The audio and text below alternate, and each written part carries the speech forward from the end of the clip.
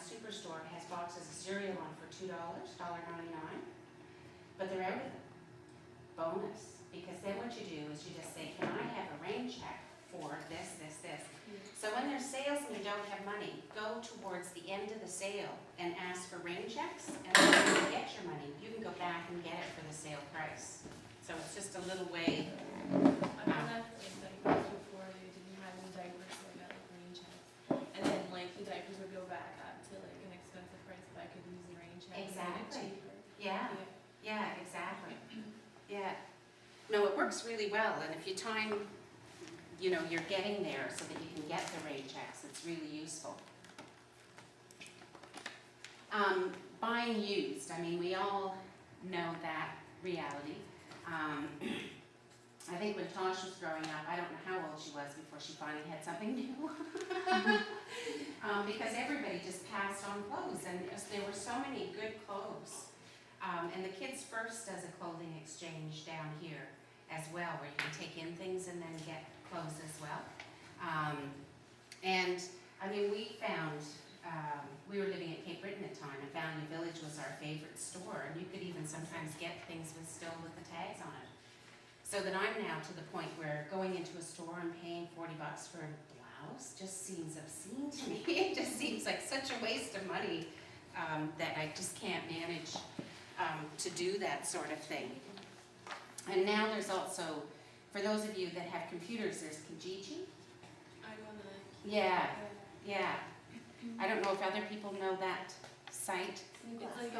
Oh, there's a new Glasgow one? Woohoo! Not too long ago. Oh, I didn't know that. And there's the burger too. Yeah, yeah.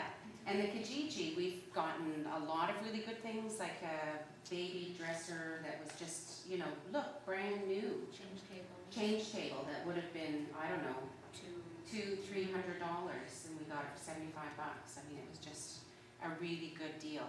And also, you can also say, well, I'm an environmentalist, so I'm reusing things because it's better for the environment, along with saving money. So it's very helpful.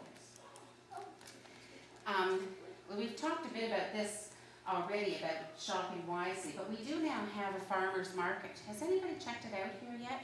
And how, is it great? Yeah, there's a lot of local produce, and it's just, you feel better buying the local, like seeing who's grown this food and where it's come from. And the prices are comparable or a little? Yeah, they're good. They're good? And it's right down on the main street. Whereabouts? Right, it has its own building now, it has its own spot, Okay. it says farm market right on it, it's kind of across from the library. Okay. And there's also another market that's kind of fun sometimes, out of town. Oh, shoot. Country Crossroads? No, you go towards Sutherland's River, and then you turn left, and it's kind of fun. They have free hay rides for kids, so it's you can take the family. Cameron's Farms on Saturday. They have free music. They have free hay rides for the kids. They have often little animals around that the kids can look at. So it's a great adventure to get the kids out, and it's all free. And the prices are really reasonable in terms of vegetables. You can even buy some bulk meat you can order from there that's really reasonable.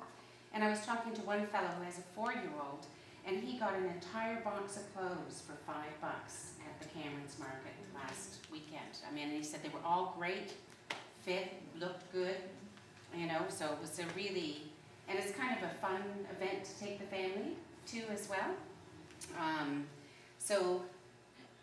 Oh yeah, and there we go with the bits about the food and the potatoes and things. Now, we've probably all been guilty about this, eating out. Sometimes you want to treat yourself, and that's totally understandable, but even that way, there is some ways you can do it. Like, for example, if you want to order pizza for the kids, right, and then it ends up costing like $30 by the time you get the garlic bread and everything else.